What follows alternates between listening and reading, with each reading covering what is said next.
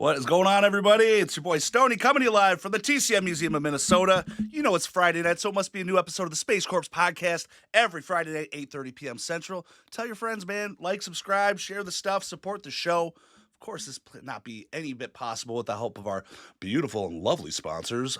The TCMFanclub.com, baby. That is the end-all, be-all, current Texas Chainsaw Massacre, everything you'd ever want, including a super dope old school message board. So some of us older cats that predate the MySpace, Facebook, social media, we used to all get together on message boards and start to talk shit and share all photos and get together and do a bunch of cool stuff. So it's got that old nostalgic feel. Some cool newer little bells and whistles, though, to make you feel a little more at ease with the new stuff. But check it out. It's 100% free. You don't have to sign up. You don't need to log in. Just come and kick it, man. Show them some love.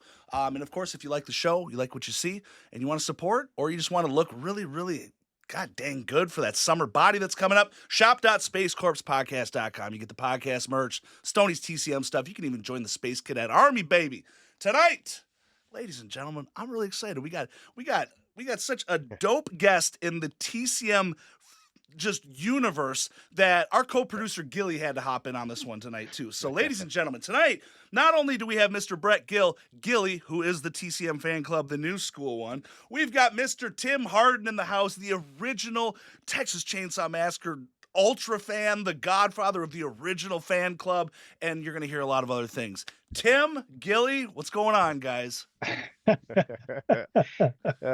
man! Well, that is quite an intro. All right, must have been a good one then. Yeah, that was a good intro. I on my day jobs, I wake up at 3 a.m. And I can't stay up past 8 p.m. But on the Fridays, I get that espresso brewing. I got like 6 shots in the cup. And it's time to go, baby. Well, thank you for that intro. That was truly awesome. Appreciate it. Well, we thank you for just how much you've done. I mean, how much me and Gilly, we just cannot wait to just pick your brain and just hear some stories and just shoot the shit about a lot of stuff because we've got a lot of things in common here. So yeah, let's do it. Excellent. So first and foremost, the TCM Fan Club, man, it would not be possible without Tim here. He laid one hell of a foundation for me to build a website off of. The information on his site, which is still up to this day, is just, without it, I wouldn't even know where to begin. So let's dig in here and say, I mean, without you and Rick Balin, which a lot of our viewers have heard about Rick many times, I have pretty much 90% of Rick's collection here. And, digging through the web, came across Tim Harden and discovered more TCM information than I could ever imagine. And full circle, I was at a flea market, and this is what Tim was wondering here earlier. Small flea market here right outside Buffalo, New York. There's probably about 4 or 5 vendors, real small old school guys. They do a lot of football cards and stuff like that. And walking through there one day, and this guy's got a TCM poster and some Halloween stuff. And I go, hey, man, by chance, do you, have any other horror stuff? And he goes, oh, yeah, I just bought this collection. This guy passed away and his nephew was selling everything on Facebook, and I went and picked everything up, and he's like, I'll bring it in for you and you can check it out. And I wasn't sure what I was going to get into there, and here I am 2 years later, man, with more TCM stuff than I could ever imagine in my life. 30 Gunner autographs. I mean, everything's signed by Gunner from this guy. There's DVDs of just not even Texas Chainsaw DVDs. They're signed by Gunner. Like everything is signed by Gunner. And at this flea market, he had these little footage tapes, man, and I picked them up and brought them home, and bought all the contraptions to hook the VCR up to the computer to record it with OBS. And I'm going through these tapes, and fucking Tim Harden pops up in one of the tapes, and I go, holy shit. Like, everything's full circle coming here. I'm like, this guy's got all the info. This Balin guy's got all the collection. So the story, Tim, behind that is I never, unfortunately, got to meet Rick. I was going through the stuff at the flea market, and I noticed a script there, and it had like an outer cover on it, and it had Rick Balin on it, his address, information, phone number, stuff like that. And did some digging. Came across your website, noticed you had a couple articles and photos and stuff of Rick Balin, which blew my mind. And I go, wow, this guy was a big collector, stuff like that. And did some digging. I found his nephew, reached out to his nephew, and he owns a warehouse about 30 minutes away from me. And he said, yeah, I got some of my uncle's stuff still here I didn't sell. And I walk in, and the first thing I see is a full life-size chop top bust in a wheelchair. And I go, what the fuck is, what is this? And he goes, oh, I'm never going to sell that. He takes me in the back room, man. And he's got, the Italian posters and, all the rare, crazy stuff. The stuff that wasn't at the flea market. So Right. over the next, I'd say, year and a half, I'd go to the flea market every Saturday, bring probably $500. The guy there, his name's Randy. I call him One Leg Randy. He's got one leg, nothing against him. I love the dude to death. But I just slowly started chipping away and going through Rick's collection, and I find like lobby cards and, the Gunner autograph envelope that's got all the cast on it, Yep. and, authentic rock that you told me that, Rick helped Gunner come up with the idea to go get pieces of the, and That was my idea, actually. oh, that was your idea. Yes. Okay. Okay. Well, I got a piece of it here, so that's sitting here, and tons of other stuff, man. Like I said, just autographs on autographs on autographs, and yeah, never got to meet Rick. I don't believe I would have ever dove this deep into the TCM world if it wasn't for stumbling on this and stumbling on your Yeah. website. Yeah. Let me tell you some about Rick because Chainsaw fans need to know about him. First of all, super nice guy. Him and his wife Dottie were, well, primarily he was a super fan, right?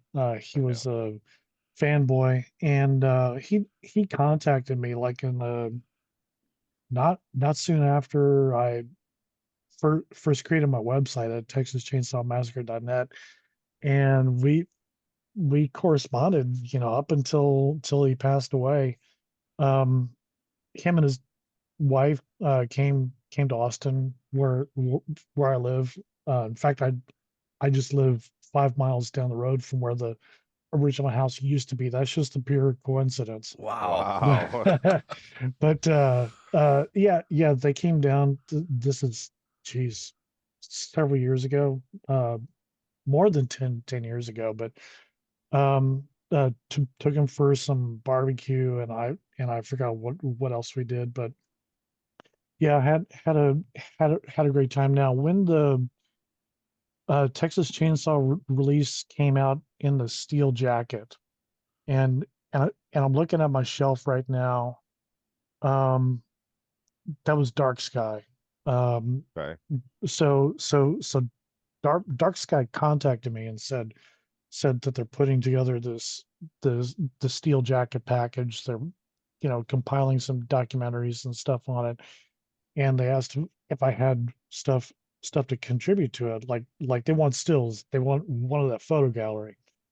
And I Wow. said, sure, I've got stuff. Well, I turned around and contacted Rick, and I said, Rick, Dark Sky is contacting me because they want a photo gallery. We could have the most kick-ass photo gallery available Yeah. anywhere if you don't mind shipping your materials to me, just the posters, whatever else will fit in a FedEx tube. And I I respect his answer. He said no because Rick. he did not want to risk it no matter what. Sure. There's not a there there's not a dollar value that he could put on it for insurance. Yep. And Absolutely. he and I tried my best to convince him, but it's Yeah. fine. So the photo gallery on that particular release is what it is. I pulled out all that I had for it, and then uh another facet to the Rick story is that he told me several times that that he didn't know what to do with his collection if he ever passed away. He didn't have kids, and he says I'm going to put you in my will, so when I do, this stuff gets to you because I know that you'll take super duper good care of it. Wow. And of course, when you talk about that stuff, that's like way off in the distance, and you don't really take it too seriously. And No. unfortunately, some years after we corresponded like that, he did pass away, and um, I could not get a hold of his nephew. I tried to through Facebook and got no response. So I spent a lot of time im imagining in my head all of those rare posters. I'm I'm 100% convinced that nowhere in the world was there a more comprehensive collection of authentic, original chainsaw posters from around the world, Hmm. and all these other memorabilia, ephemera, as the collection that Rick had. And so I just, when I heard that his nephew was doing something with it, I've never heard of his nephew, didn't never met him. I just knew it was his nephew, and in my Right. mind, I'm thinking, oh my God, I don't know if his nephew knows what he has, and I just imagined his nephew getting a dumpster and Oh just God. clearing out his house Yeah, and man. saying and just treating it like worthless comic books or something, Right. just throwing them away. And it just, but they didn't know what happened to this stuff, and so I lived with that knot in my stomach for years, Yeah. until I found out recently that it showed up in a flea market. Someone was had recognized what it was, had the funds to take care of it. And so what I'm saying is, I thank you, that you're at the right place at the right time, and that you saved all that stuff, because I mean, the stuff is worth Oh, thousands of I, dollars. That and so yeah, I'm just telling you thank you for no, it's stepping up at that. it's a blessing, man, and you know, I, I think the same thing, right? Because um so this one bothers me a little bit. I won't go too much in detail, but somebody did get to his nephew before I did. And I think I messaged you before about that. But Yeah. he promised him to display all Rick's stuff in a museum, and a lot of the big posters that you're referencing, unfortunately, and they just got sold. And I'm sure they're in great hands with Well, whatever yeah, collector may yeah. have them. As long as somebody's got them, and someone Absolutely. just didn't you know didn't see the worth in them and threw them away. So No, Yeah. absolutely. And it took a while. I asked his nephew many times, and threw out some pretty high numbers for that, chop top bust back there. The life size, because he was in all the videos with it, and never seen anything like it, man. And no, he turned me down, and when I told him Bill and Caroline were going to be at a convention, he goes, you know what, man? He goes, I've seen the good you've done. I've seen your site. I gave him back Rick's photo album. I went and bought it from the flea market. He had Rick's whole album. I gave that to him. Family photo, everything. And he goes, you know what, man? He goes, I trust you. He goes, I'm gonna let you take that with you to the convention. And that also was Rick's, the TCM2 standee back, yeah, right behind me there. Yeah, That that's was, awesome.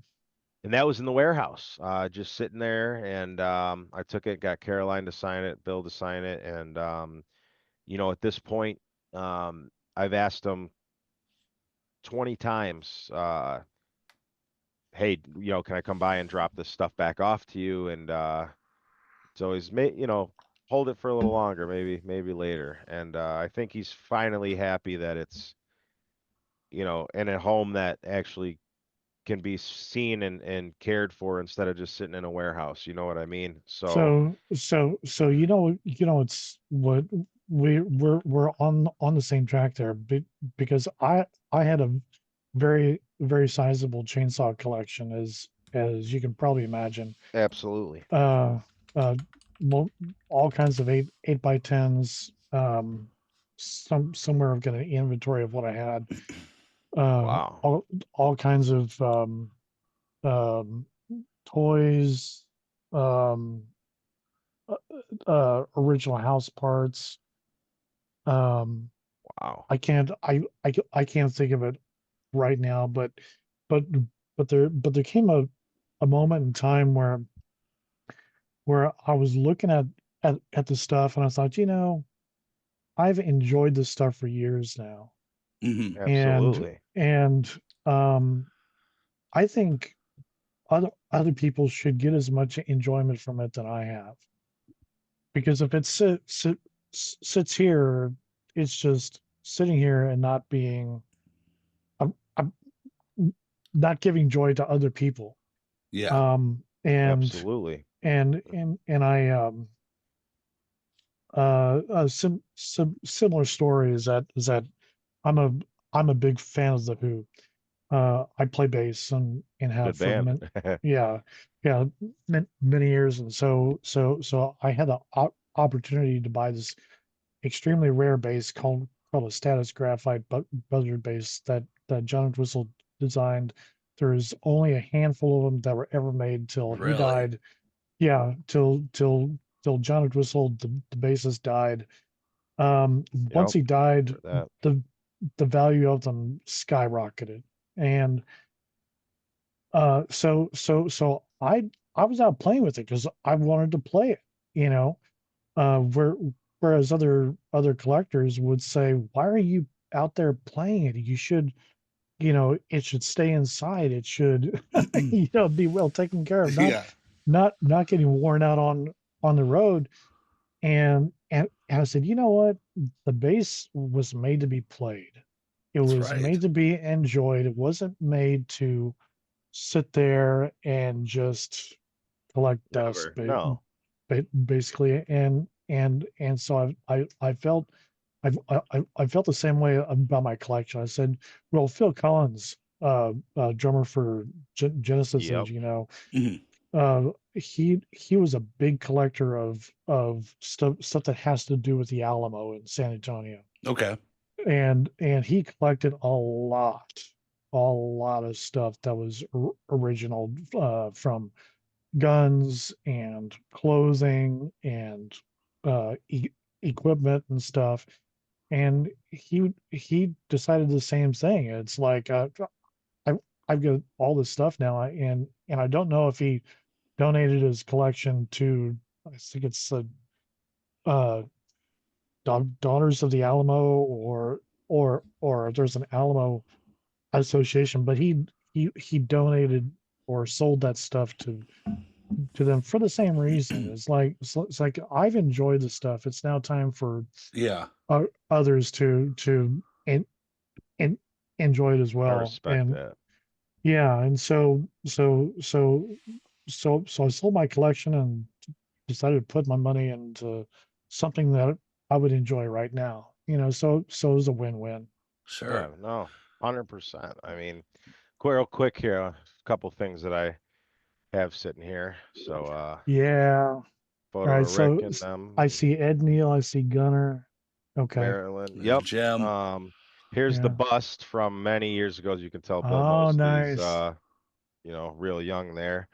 So a little bit of, oh, actually one last thing to see if do you have any info on this by chance? The beef I stick? do. 'Cause I Yes. can't find nothing on it anywhere, Put you put know. put it back on the screen, please. I'm So trying to back on it remember. too. If that helps at all. Trying to remember where that came from. I've Says been trying to get him Dallas. to eat the damn thing for like 8 months Oh my now, and he's just God. not It biting says on it. 2001 Irving Boulevard, Dallas, Texas. Dr. Blood's Haunted House at Screamscapes, 201 East Grayson, San Antonio, Okay. Texas. It says on the back. Shout out to Okay. Dr. So Blood. okay. So I did have one of those at one time. I was wondering if maybe one of the cast members did that, but I actually Alan Danziger sold some beef jerky for a while too. Yeah, I'm and not that's what sure. I heard is that Alan always had Yeah. him at his booth too, but I think it was a different one than that. Oh yeah. Oh yeah. Yeah, I've never seen nothing on that, and yeah, I don't know. I bought it, like I said, at the flea market there. It says to Rick. Rick had a very vast collection, man, from flyers to paperwork to posters, figures. I mean, you name it, and it was always rare stuff and signed to the, absolute max, and all the footage that I have of him at the conventions. And it's funny because I don't know when the last time you've been to a convention, Tim, but I watched a video of Rick's and it was 4 autographs from Gunner for $20. And I go, wow. I go, autographs these days are 60, 80 a pop, if not more from Yeah. certain people. So times have definitely changed. I got one more quick one for you on my end. I obviously got more, but I'm gonna let Stony get involved here. So I'm looking at the TCM Fan Club website, the one I threw together with a lot of your photos and all that stuff, and I see a picture of you here. Lots of photos, but it's you, Gunner, and Paul, and Yeah. sitting at a table there. He's signing some posters. You guys are smoking Yeah. cigars later on, or what, like, how did you get so involved, with the TCM movement community, man, that you were sitting there? And that's why, for those of you listening, I really appreciate you coming on here, man, because you are the last of, the originals that had the face-to-face encounter and talks. And you've been all at every filming location there ever was. You documented it all. You did tours, right? I know you did tours. And Yeah. I still do them uh once in a while. well, me and Stoney will see you next month. Yeah. um but yeah, what's the story behind that with the picture with you, Paul? Who else was there? So it was my wife Sherry, and it Yeah, was Sherry. Yep. Gunner and Paula. That's a funny story. Uh, I I had been acquainted with Gunner for some time. What happened was Gunner had been living in Maine for many years. His mother still lived in Austin, and Gunner moved temporarily from Maine to Austin for a period of time to take care of his mother because she was sick. And that's when he and I bonded. Just a quick story is that I would, I'm still a fanboy, always will be.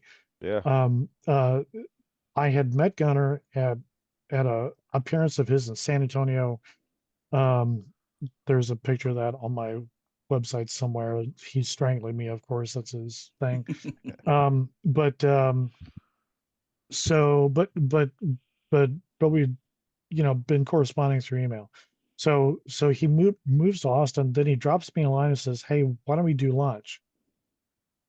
And I'm like, "Are you?"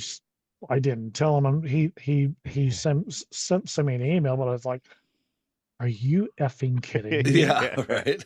Oh Leatherface shit. wants to have lunch with me, Wow. and I said, of course. And so we go to this hole in the wall Mexican restaurant that he liked in Austin, and I wanted my wife to go with me because my wife is really good at being a conversationalist. Mm. Yeah. I didn't want to go there. And have y'all seen that sketch that that Saturday Night Live sketch where Chris Farley is sitting next to Paul McCartney? Yeah. Yeah, sure Yeah. have. And Exactly. he goes, Do you remember do you that? remember that time where you Yeah. did this and that? And That was cool.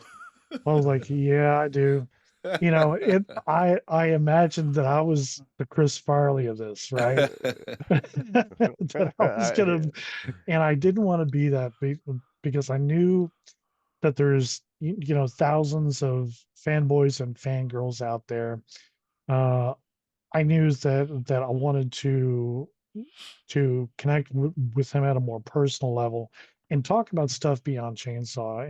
And I knew that if I sat there, I'd be staring across the table, going, drool.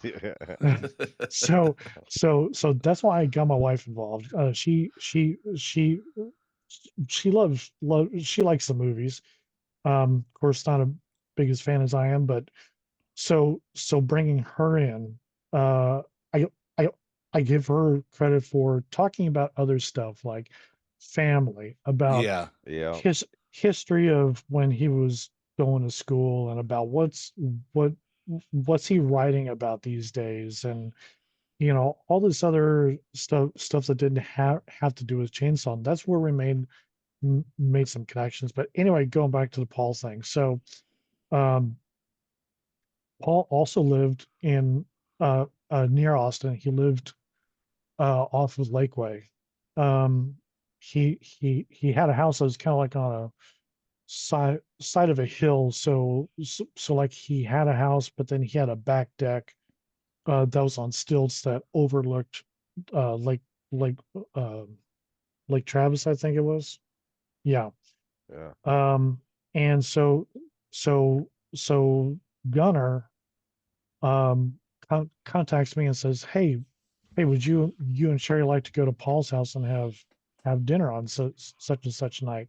Now, Wow. let me put some context here because I had never met Paul Yeah.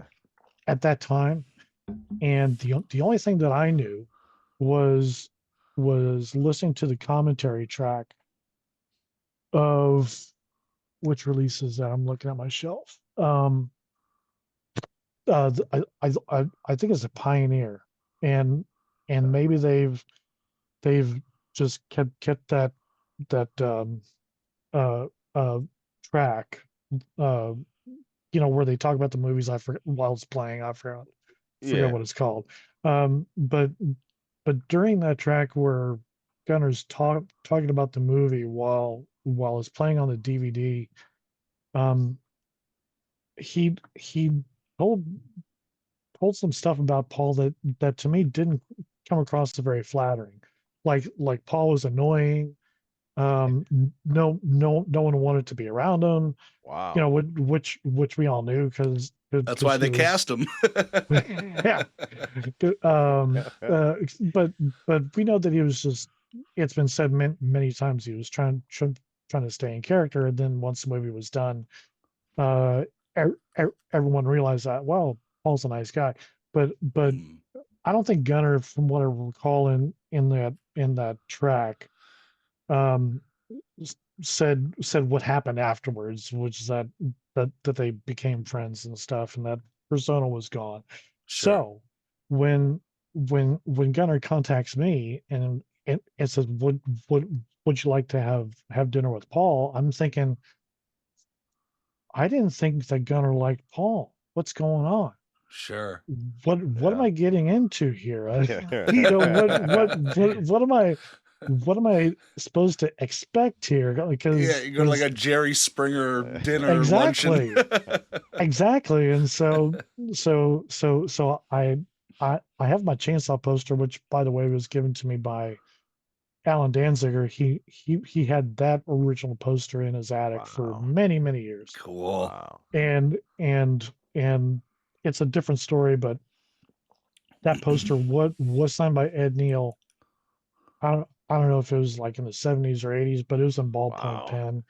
And so I had it professionally framed, brought it to Paul's, and he signed that and other stuff, and he was just as friendly as could be. We had a great time. Nice. He Paul made dinner. We had um pasta al dente of some sort in a sauce that he made. Wow. He busted out the wine during the dinner, and after we sat on his back deck, which is where the table was. And it was a gorgeous night, overlooking Lake Travis, Oh God, and that's cool. yeah, Unreal. and uh, then he busted out cigars, and so yeah, there conversation, of course, chainsaw is always a touching stone once in a while during the conversations, but there's also other stuff to talk about. Sure. Th- th- this is back when I used to drink. I quit drinking like about 10 years ago, but so between dinner and the wine and the brandy afterwards, I have to rely on my wife to remember.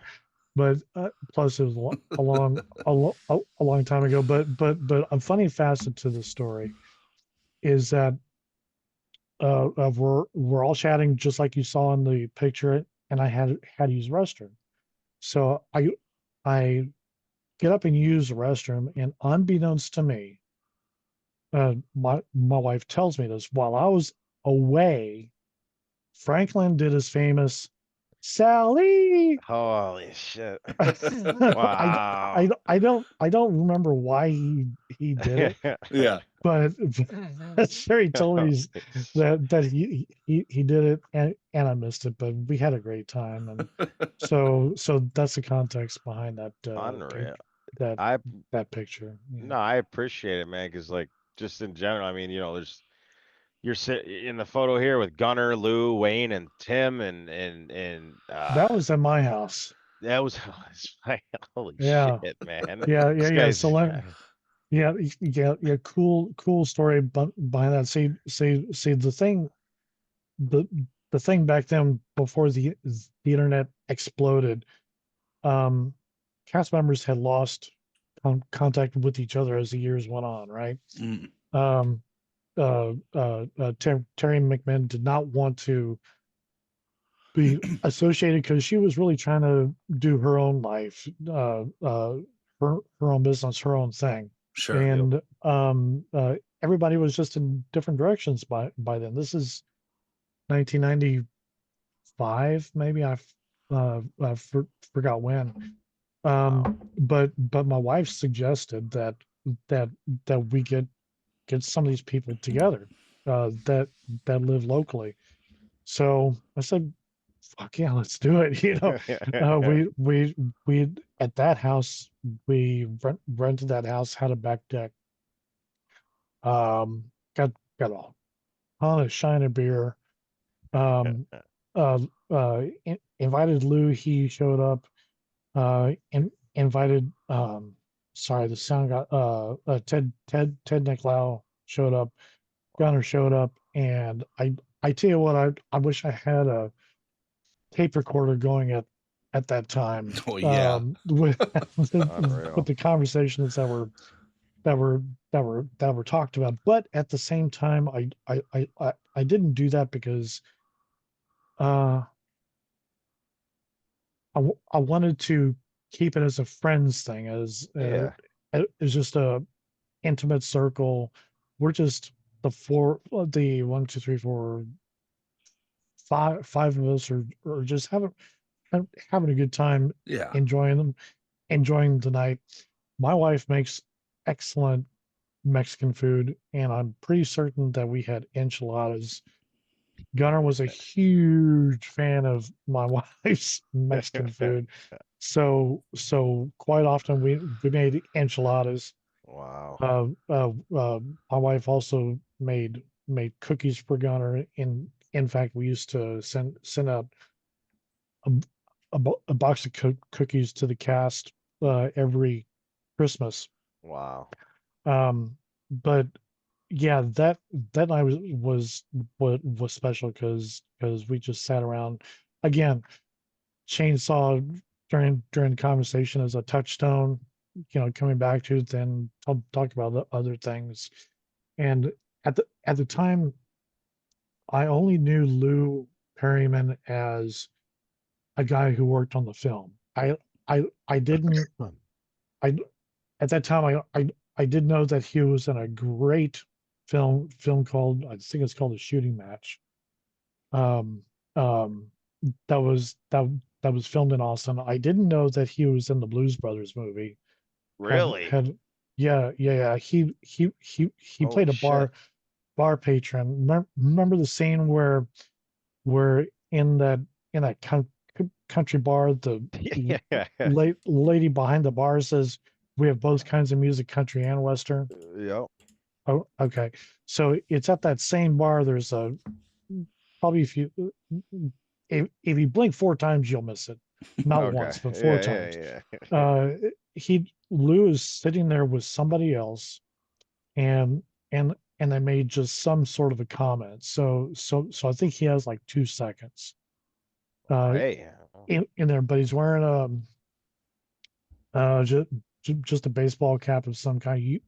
For of course, he was in Poltergeist too, right? I Yes. didn't. Yeah. I did Yeah, not know that. Okay. yeah.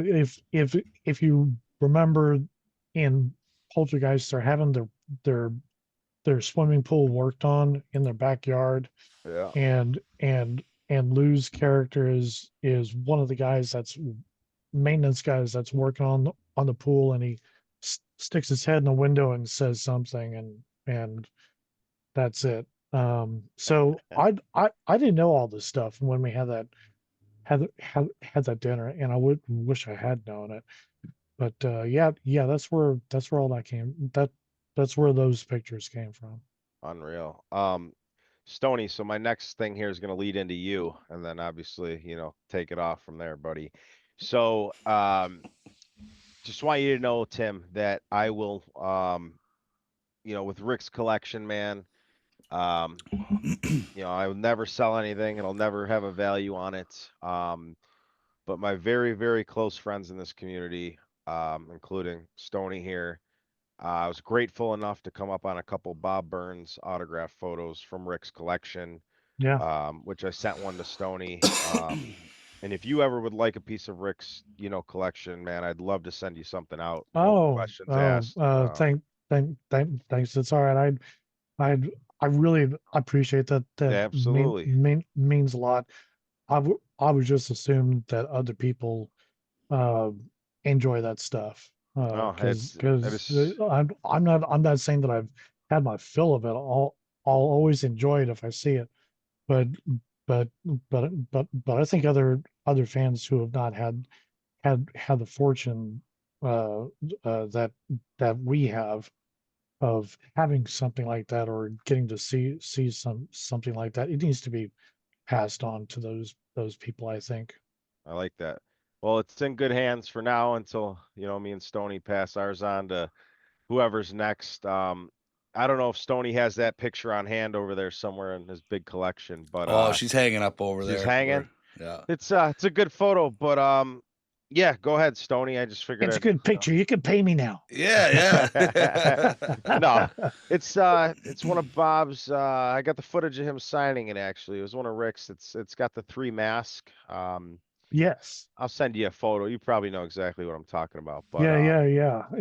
And the guy who owns them is David Munoz, who lives yes, just about 3 hours north of me. yep. So we're And yeah, yeah, David. Yep. Talked to David a couple times. Our good buddy Quinn, who makes mask, actually just purchased something from him, and then Sean Clark, who I'm pretty good friends with as well. I know he just purchased a majority of, David's collection. So really. yeah, Yep. yeah, he did. He purchased the What did he get, Stoney? He got the mask. He got the Wait. He got all 3 masks? No, I Or think he's just no? got the. he's got the what's he have? He got one of the masks. He did a video on it. I'll have to find it and send it over your way to check it out. But he went over there and you know, took care of David handsomely, I assume, and you know, Sean Clark's a big collector, so it should Do be you preserved do you ever well. see that?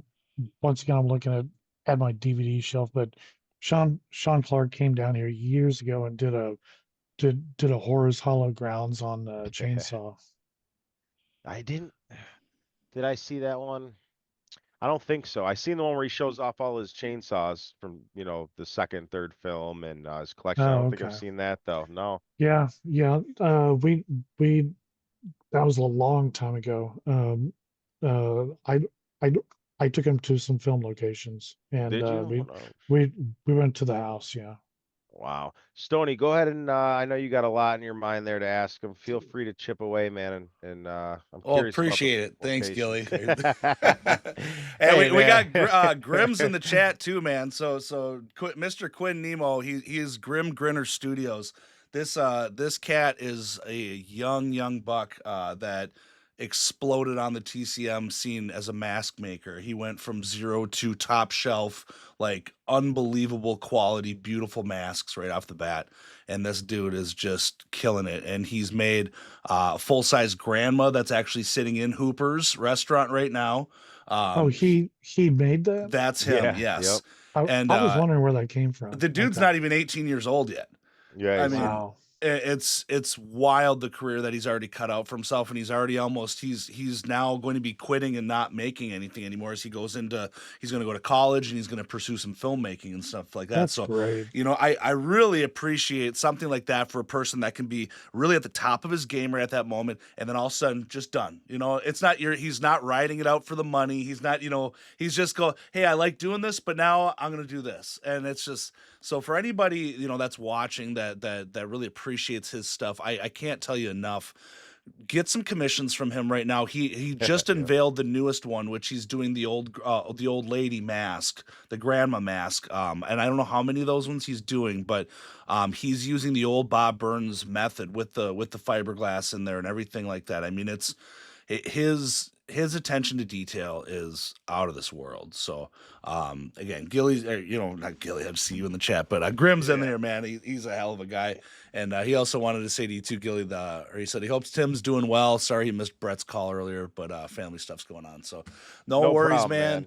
And then we got Jonathan Watkins in the chat too. And this guy is the Macabre Miniatures dude. This guy is another fucking cool artist that's making these beautiful 1/6 scale diorama pieces from the OG movie. And he is another dude that's just killing it on the scene too. So we got a really good community of people that like to hang out and support the show and stuff. And you know, Yeah. not only are we having, you know, guests, you know, it's predominantly Chainsaw, if anybody's ever noticed, but it's not just that. Yeah. But we do definitely support a lot of artists, and you know, and everybody else that wants to come through, mask makers and whatever it is. It's really appreciative for us as collectors just to get to meet and get to know the people that are contributing to this collecting universe. That's not just your standard figure that's been made in production of 100,000 that everybody else has. It's like these Yeah. custom one-off. You know, it's so appreciative because when I look around in this collection here, it's like, you know, I've got the figures, I've got those masks and stuff, but what really makes it so unique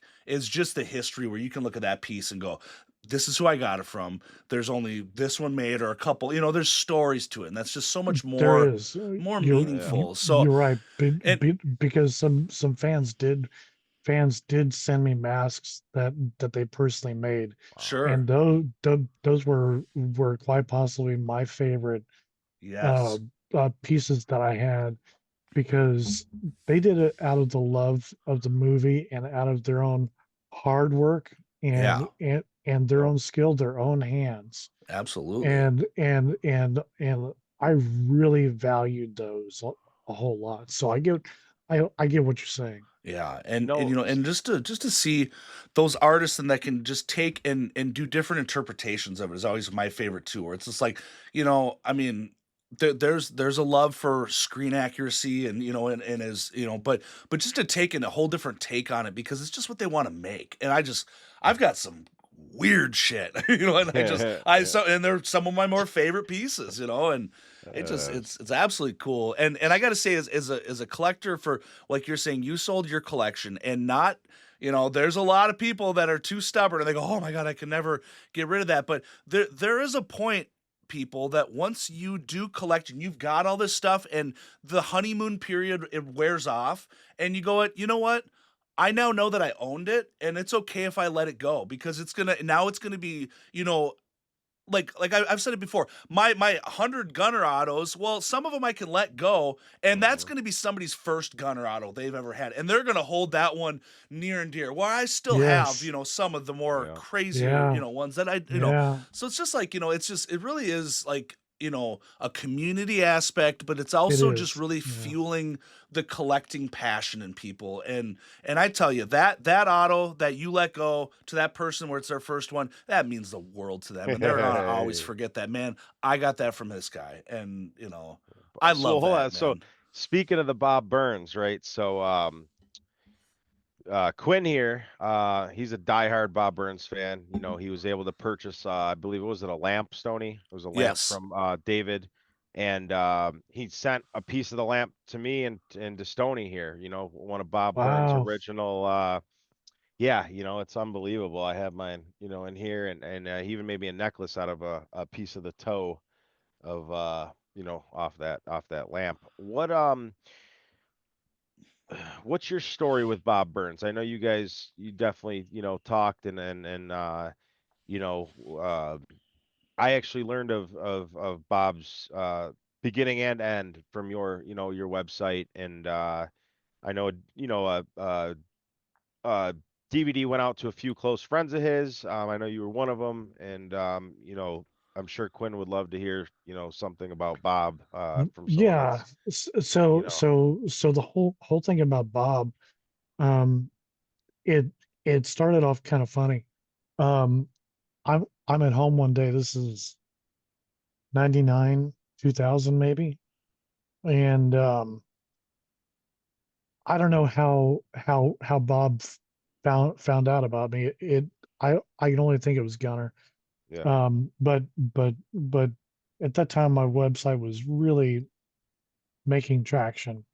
It wasn't nearly as big as is now, but it was getting a lot of attention because there's nothing else out there like it. So Oh. so I think Bob called me just out of the straight blue. Uh, the Wow. phone rings one day. I didn't even have caller ID on the phone. It's just a regular phone. I pick it up and hello and he said, hey, this is Bob Burns, and I'm Holy like, shit. Bob, how are you? Wow. Wow, what's So going cool. on? And so we got to chatting. He was super nice. We didn't talk for very long, but I had been trying to track down where the graveyard was for a very long time. Oh, really? I yeah, I had been going into Bastrop because I think Danziger told me that it was somewhere in or around Bastrop, and so Wow. this is when I hadn't found all the locations yet.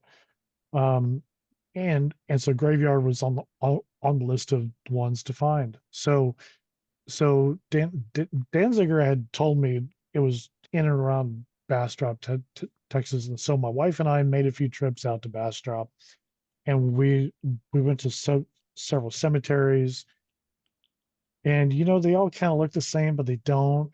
And Mm. it's it's what 30 plus years on, and back then, and I got some photos of a cemetery that I thought was the cemetery, and I posted those pictures. Turned out it wasn't because I had this great phone call with Bob Burns, and I said Oh, wow. somewhere in that conversation, I said, "Well, Bob, do you remember where the cemetery is? And he told me exactly where Wow. what it's called. He said it's called the Baghdad Cemetery. Um, oh my God, which that's in Leander, which is far northwest. If I yeah, if you take Highway 180, yeah, take Highway 183 out of Austin that goes northwest. There's a road called Baghdad Road, I think, and there's Baghdad Cemetery. Wow. And I was like, okay, so my wife and I go out there, and sure enough, I mean, it looks exactly the way it did in the film. Wow. And when I do tours, when I take people out there who want to go out there, I always take them to the spots where shots were done. Hmm.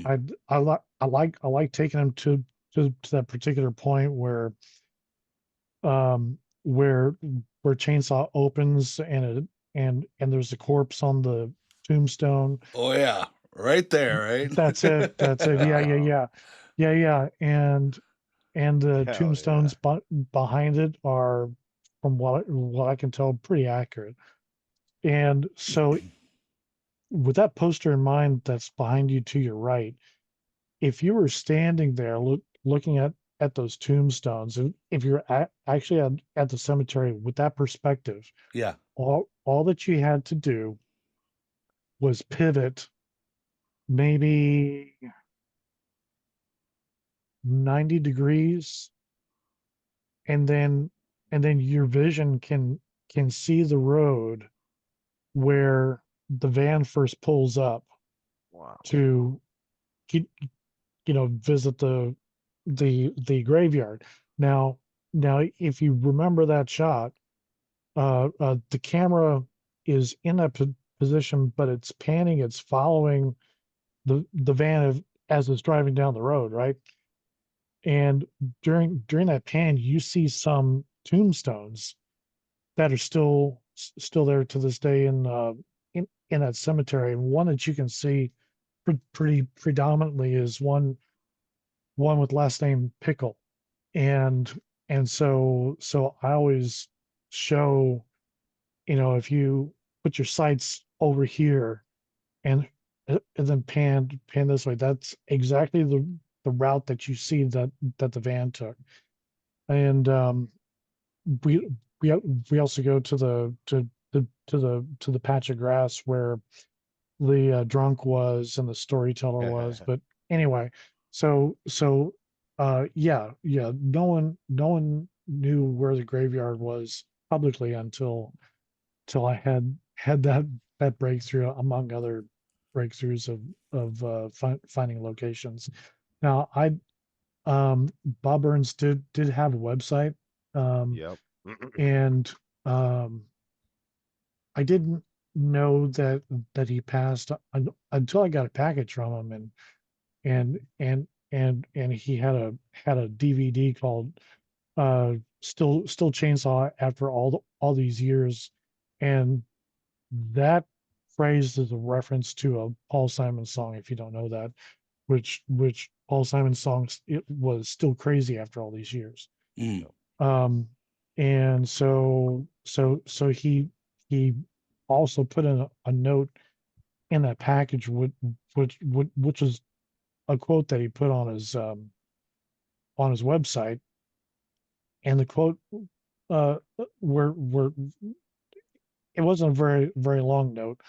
I think it's the same typed out note that other people got.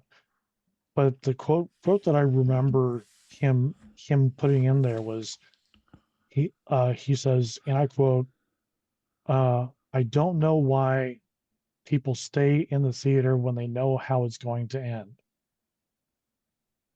And and I think that kind of sums up what what what what was going through Bob's mind. Yeah. Now, also, are you guys aware of a couple of guys that did a movie about him? I don't No, I'm think not. so. No. It's called Bob and Me, I think. Um, Okay, I've heard of that. okay. Bob. So Bob always self-proclaimed himself as um uh a authority on a particular actor, and the actor has very unusual facial features, and he was in movies back in the think the 30s, and I can't remember the actor's name. Um, but so Bob had a love for this actor and who he was, his background, the movies that he did, and I'm gonna have to bring it up in a search here real quick, or y'all can just Google Bob Burns movie or something. Let's Um, see. and when you find it, tell me who the actor was, because I forgot his name. Anyway, the people who made this film, um, it was about Bob Burns, and they're also comparing Bob's life and how it's sort of paralleled uh, with this actor's life. Is it Rondo and Bob? Thank you, Rondo and Bob. That's right. Okay. It's Rondo Hatton. Yes. If you do a search on Rondo Hatton, he was a unusual looking actor at the time, which is why he got parts Oh, wow. for movies. Yeah. Yeah, I see that. Oh, So yeah. so the movie called called uh sorry, Rondo and Bob, right? Is that Yep. right? Um, talks about it shows dramatize dramatizes Bob's life, and then also dramatizes Rondo's life, and then they put in a part where like an imaginary conversation of Bob and Rondo on a bench, this park bench, talking to each other. Um, and then it ends with them passing away, and so it's not a wide release movie, but it's worth a watch. And my my wife and I went to the screening of it in Austin when it got released several years ago. Um, and met the filmmakers of that, and met the people Wow. who knew Bob personally. And that was a really cool thing. So yeah, that's my Bob story. I It's appreciate it, man. Like you beautiful. said. Yeah, I Wow. mean that's yeah, no, thank you. So Quinn that's watching, he also just said that if you're ever interested there, Tim, he would love to send you a mask on the house, just Oh, for you to Oh, have, wow. buddy. They just say, just so you know. So gear off topic of hair here. So Toby, okay. Like I said, I talk to Tony, aka William, all the time.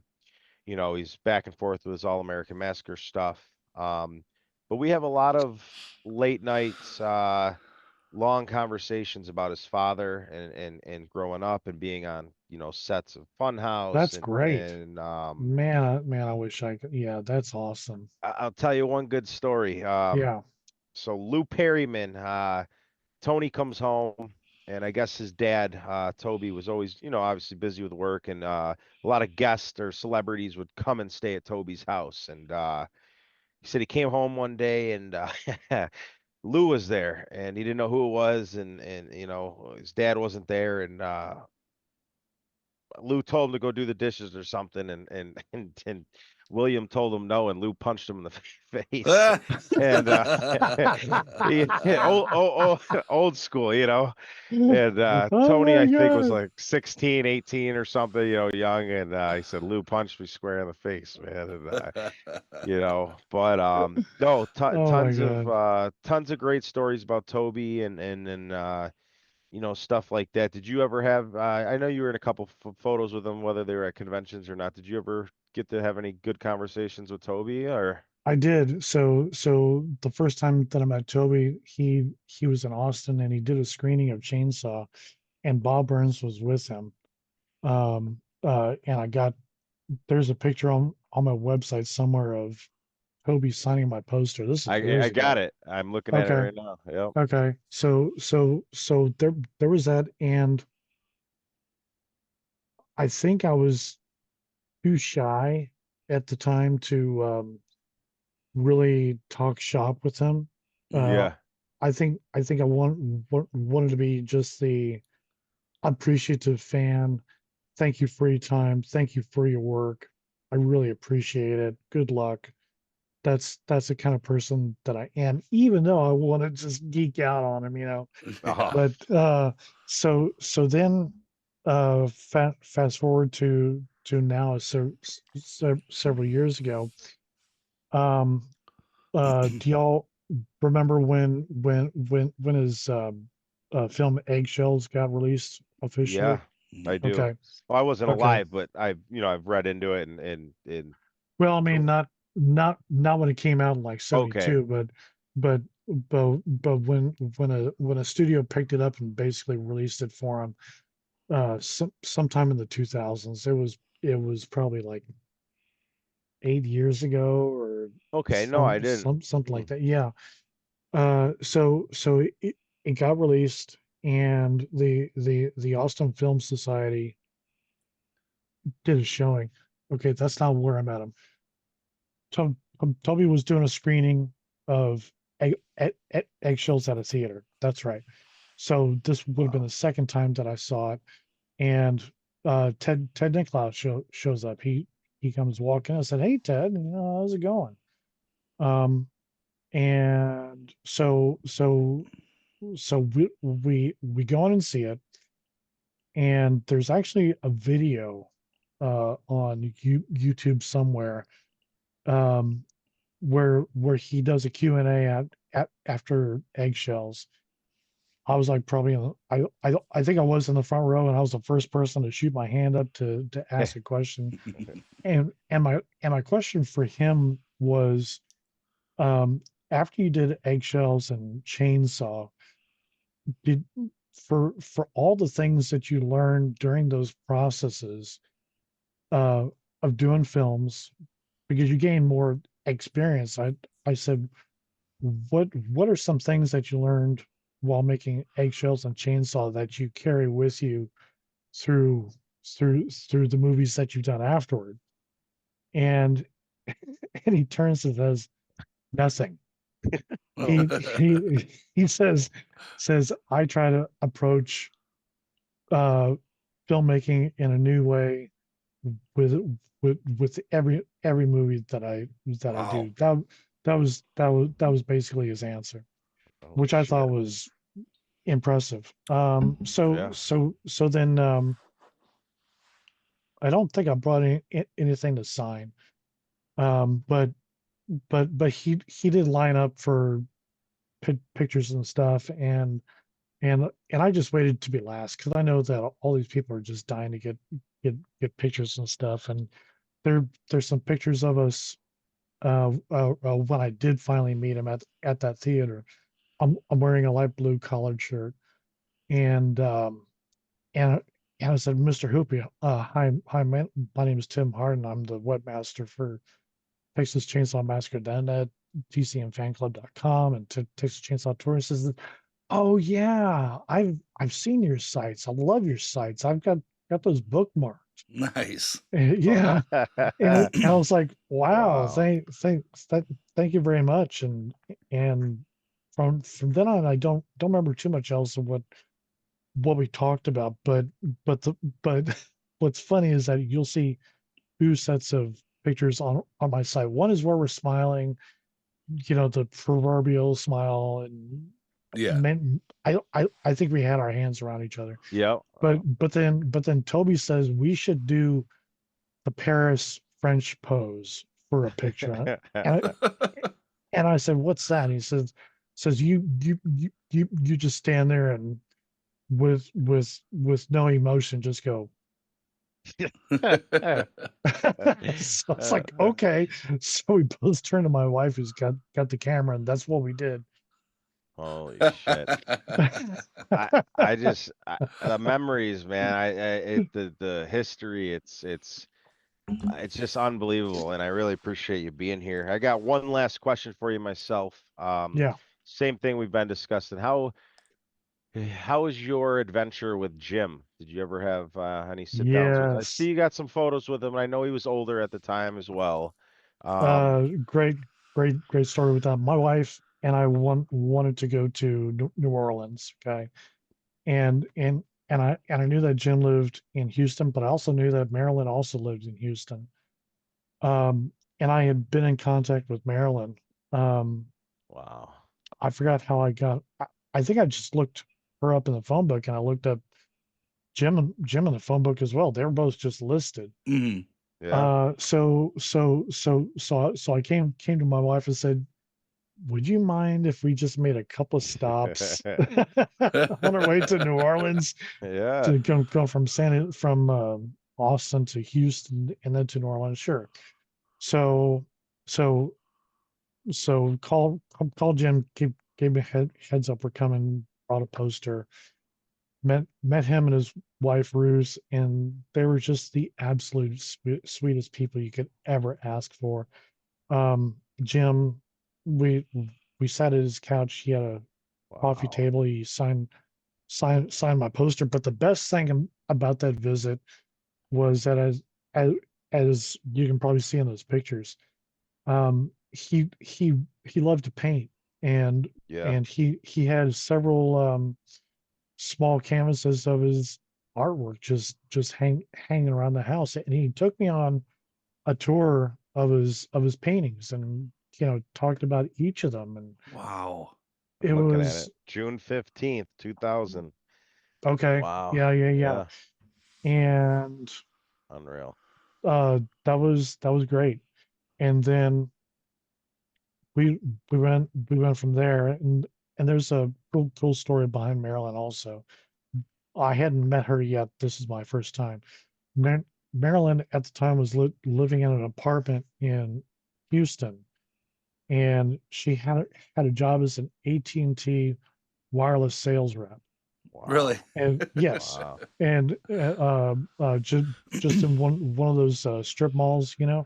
Yeah. and Wow. so she told me where the store was.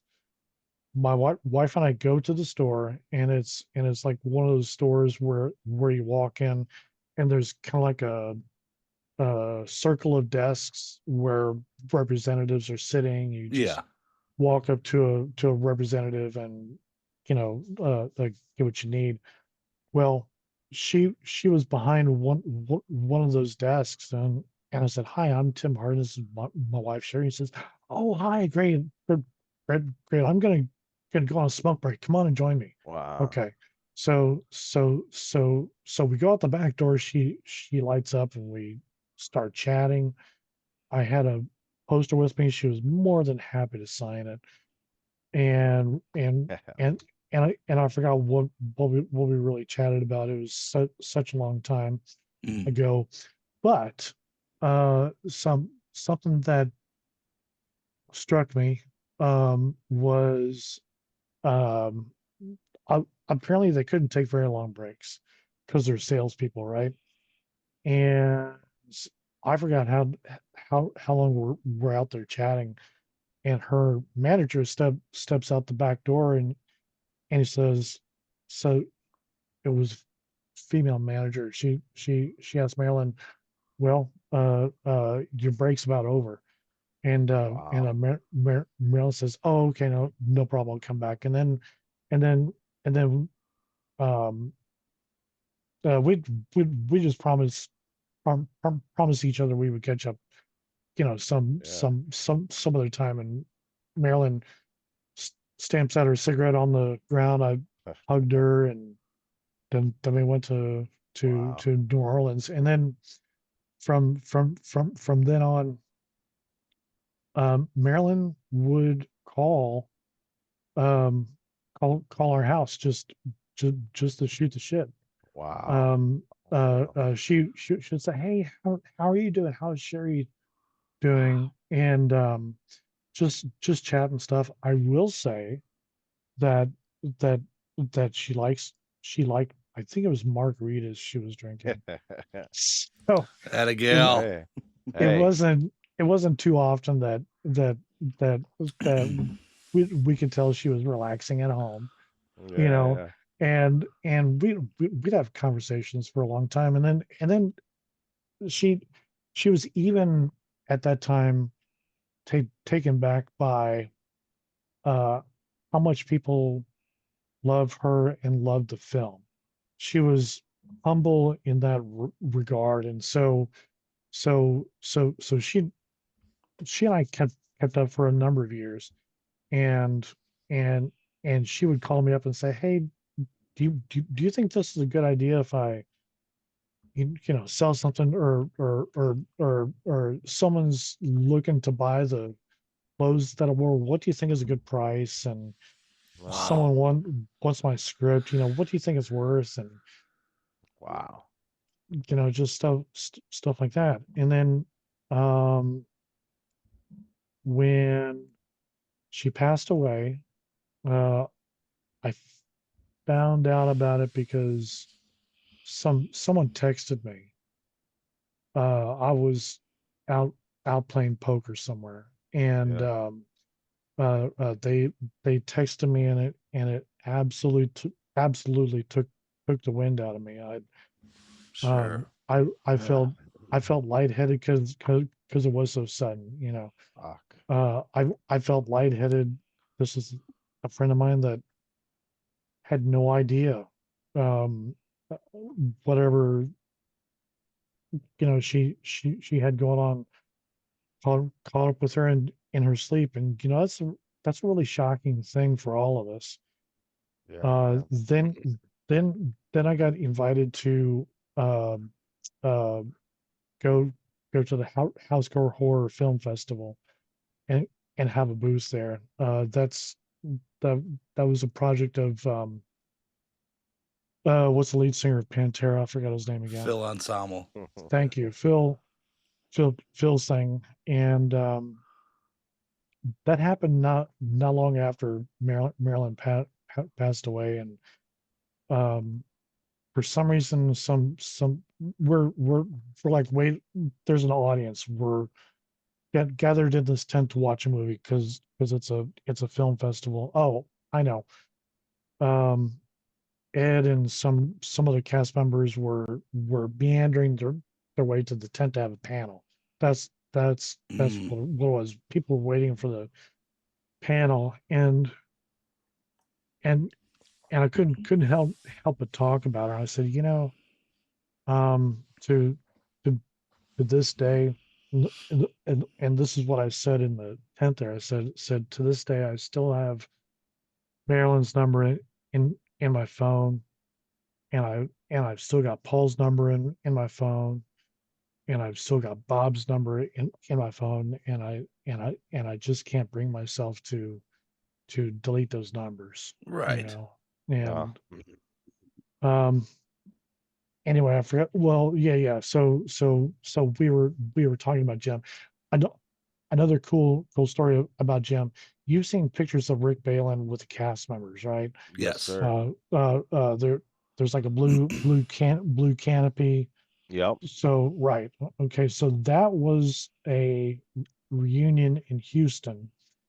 Um, and so Rick went, I went, my wife went, and that that was after my wife and I had met Jim and his wife Ruth at their house. So we meet up again at this event, and Jim's wife Ruth was in back of the tables, like in back of Jim, and she's back there. I think she was crocheting, wow, just passing the time, Sure. while her husband's getting, pictures and autographs and stuff, and she's just crocheting. Or just tell me when it's over. Well, my wife honed in on that, and she went and sat near Ruth, and just like for the rest of the evening just chatted with Ruth, because wow, because no one was sitting with her talking, Yeah. you know, and Yeah. that was really, really super cool.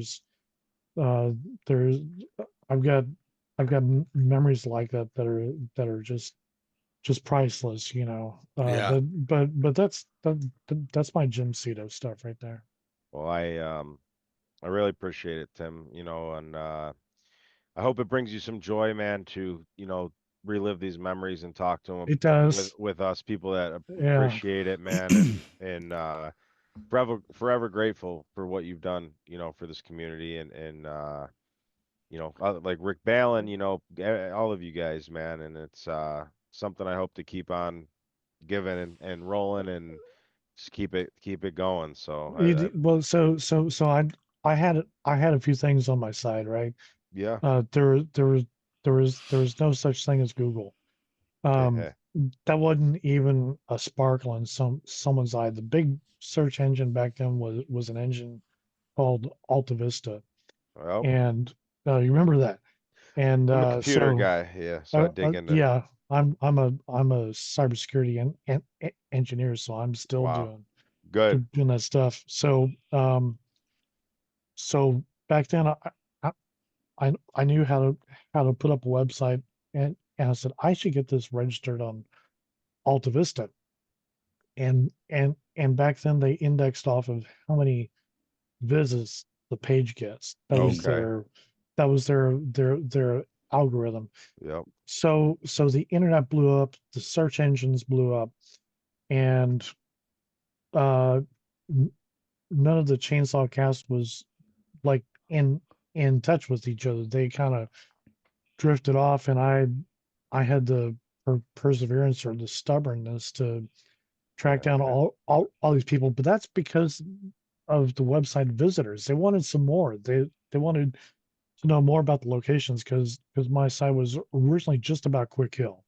It was just okay, Yeah. about where the house was, and that was it. And then people said, "Where's the gas station? Where's the cemetery? Where's this and where's that and where's the cast today?" You know, and uh, so I had a lot of time on my on my hands back then, and hey, just enough energy back then to do all that. So the timing was right. Sure.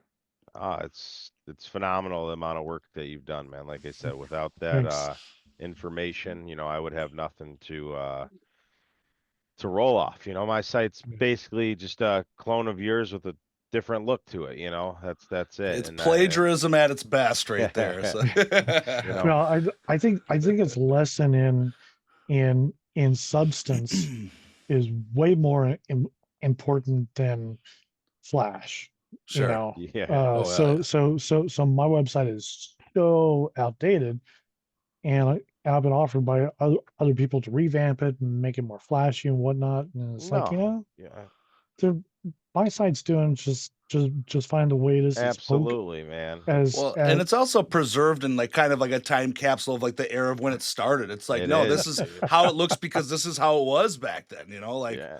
why give it a yeah. facelift? There's no point. I started programming Yeah. at 9, 10 years old with Adobe Flash CS3, action Oh script and yeah. making little animations, and that's what the internet was, man. Everyone's That's right. website was Flash nav bars and Flash this, and I love. It took me way back, man. So I went to Wayback Machine and looked through your site and all the sub websites like Chop Tops Pizza or barbecue or Oh my gosh. just the shit made in Flash is unbelievable, man, and it's phenomenal. So, like I said, Yeah. I'm glad we're Sure. here, and I glad this is awesome, man. I really Yeah. appreciate you coming on Very here, dude. cool. Yeah, I just being able to get like all you on here and the TCM cast and just these great insightful memories that we're able to now you know permanently put up on YouTube for just other chainsaw fans just to dig deeper into it all too. I mean, it's just like it's such a very valuable thing that we're kind of able to do here. We're really grateful for that. right. It and I think something that I've always personally looked for is is is the candlelight behind what you see. Mhm. You know, Yep. bringing some reality so that you can connect more with it. Like right now, my background is from a short film that a director made. The director's name is Panos Cosmatos. He did Mandy. I'm sure you've heard of Mandy. Mhm. Yep. And but the movie he made before Mandy was a sci-fi movie that doesn't seem to get much love out there called Beyond the Black Rainbow. I am Never a heard of it. huge, huge fan of that movie, and I highly recommend that you guys pick that up. What my point is that Beyond the Black Rainbow has the same mystique as Chainsaw does, Mhm. because that was done on kind of a sort of a shoestring budget with some unknowns, and the to me the resulting art that came out of that movie, I think, is so much greater than the sum of the money that was spent on it, the sum of the actors that were in it. It totally resonates with me, and that's what I call a cult film, where it did terrible at the box office, but the following that it has is really strong. Yeah. Um, and and and so I've been trying to track down all the actors, the I the film locations. It's my chainsaw. It's my next step beyond trying to dissect chainsaws is to dissect that movie, and I've talked to a few of the actors. I've talked to a few of the crew, and gotten a few behind the scenes pictures, and they just light me up like this, like Chainsaw did. I'm You glad know, you Yeah. found that spark again, man. You know, for yeah, something. yeah. I still have that spark because it's even harder to find these guys. They live in Yeah. and they live in Canada. Oh, I can't go to the in Vancouver. I can't go to the film locations unless I right. fly out there, and a lot of these people have moved on, and Panos is a pretty private guy, and um in but yeah, the same fire that I have for Chainsaw is now pointed toward that the movie. So I highly recommend seeing the movie if uh Panos will recognize the huge plug that I'm doing for his movie. That would I'm be gonna great. check it out. It's funny you said that, like, you know, you can't go to Vancouver, you know, you happen to just grow up in Texas and be around where that all happened. And, you know, I sit here and think, hey, what if I never went to that little flea market down the road that just happened to be out here, and Rick Ballin happened to be from, you know, out here, and it's unbelievable, man. Everything's full circle. It Yeah. It really is. it is. It's funny how this stuff happens, but at the same time, there's a lot of stories out there that where this stuff happens, and in a different situation, all that stuff is lost. You know, Yeah. in Yeah. this case, it was saved, and that all of his all that valuable ephemera was saved, but there's also countless stories about how stuff like that got lost, and so that's why And it, it really warms my heart, to know that most of the stuff has been Yeah. picked up. no, Tim, did you ever know, just speaking of the kind of their super fans, did you ever meet Landon Lee? Do you know who No, he is?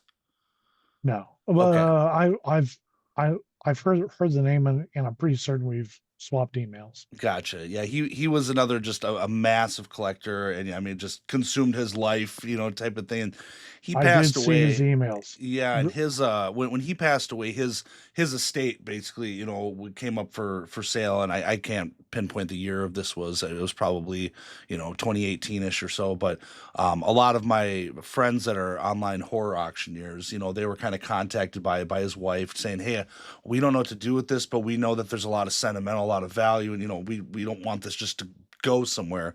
and so his collection got purchased, and then they would trickle throughout auctions and stuff. And I was just kind of curious because it was always like when the auctioneer goes, "All right, up next is from the Landon Lee collection," everybody would go, "Okay, what's this gonna be?" And if you watch the Wow. intro to the podcast, I bought through my auctioneer buddy Eric Crimmins this chainsaw, and it's an old antique monster of a chainsaw, and I've got about, I think I'm at 21 or 22 autographs on there of just cast members throughout the TCM universe on there. But on the front of the bar, in like a big John Hancock style, is Gunner's Auto, just to really set the Yeah. tone of everything around it. But yeah, again, we just talk about just things like that falling into the right hands of somebody that's just I'm gonna protect that for the rest of my life, and Yes.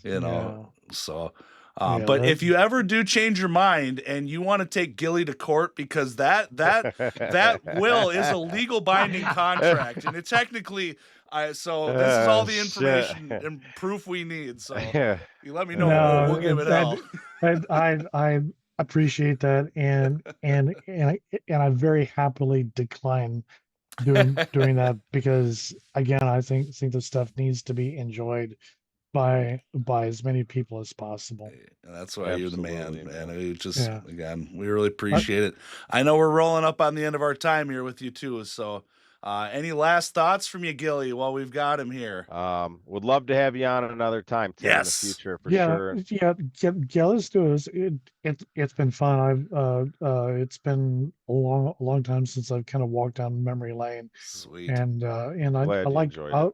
I like sharing these stories because I want others to know these things. We all have a inherent desire to get to know people beyond just the work of art that they did. Yep. You know, because behind all these famous people, I don't care if it's Taylor Swift or Barack Obama or whoever. uh, every celebrity is a human being. Mm-hmm. They're just like us. They have a finite amount of time on the earth. Um, they breathe the same air as we do. Um, and so there's always a real person behind that. And for I guess any advice that I'd like to give out, because people ask me just kind of like you guys did, how did you get to know these people? Well, my advice is to treat them like a human being, treat them like a person. Um, uh, when you go to a convention and get an autograph or something, yeah, of course, like whenever I see like Juliette Lewis at a convention, my mind always goes back to her in Natural Born Killers as that character. But but if I saw her in person, uh, it means a whole lot more if you say, "Hi, how are you? Thank you for your time." Yeah. Yep. If if they're not so busy, ask them some peripheral questions.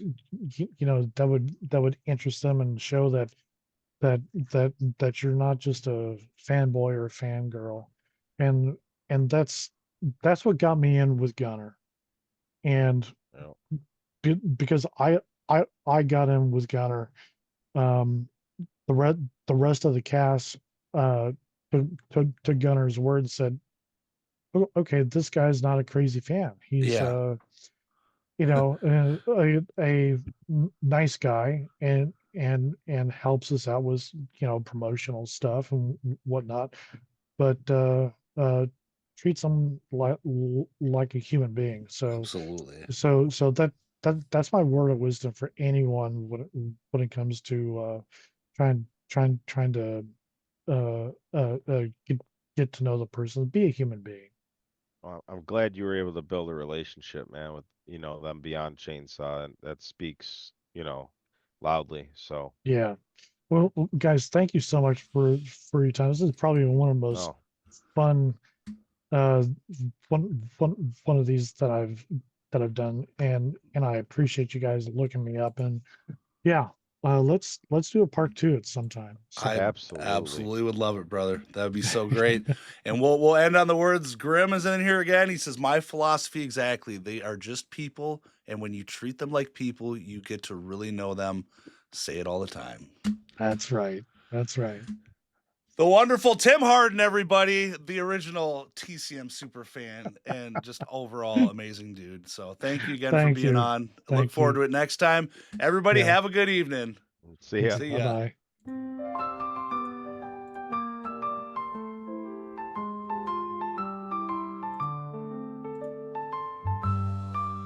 In the vast expanse where the cosmos sighs, drifts an ancient tale as old as the skies. A figure from stories now mythified, Space Corpse goes orbiting by. He once roamed planets, both far and wide, but now he floats where the starships fly. No more breath in his chest, yet can't be denied the space cadet who died.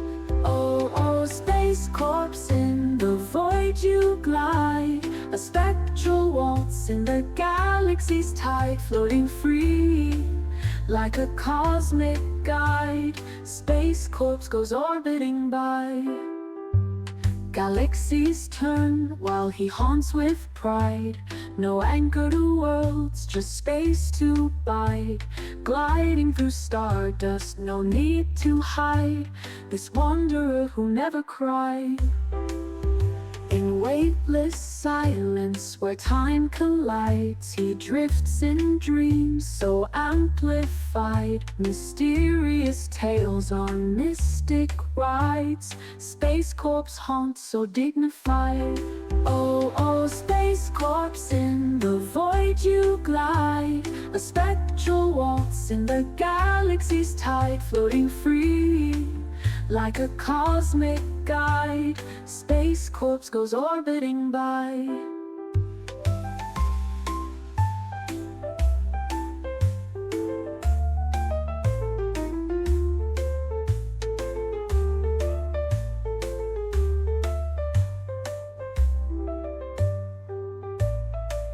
Galaxies turn while he haunts with pride. A spectral waltz in the galaxy's tide, floating free like a cosmic guide. Space Corpse goes orbiting by.